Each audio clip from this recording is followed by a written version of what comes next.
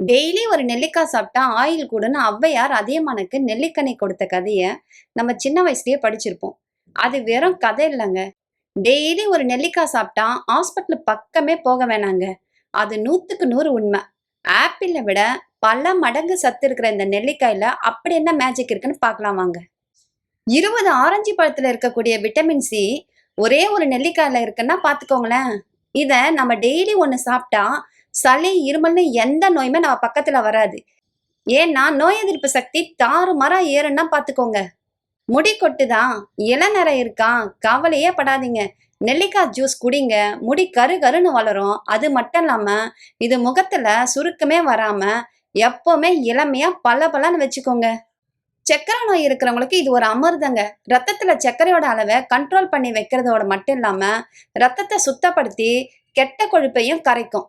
இவ்வளோ பயன்கள் இருக்கிற நெல்லிக்காவை இனிமே ஜூஸாவோ இல்ல தேன்ல ஊற வச்சோ டெய்லி ஒன்று சாப்பிடுங்க. இந்த சூப்பரான ஹெல்த் டிப்ஸ் உங்களுக்கு பிடிச்சிருந்தா நம்ம சேனலை லைக் பண்ணி மறக்காம சப்ஸ்கிரைப் பண்ணிடுங்க.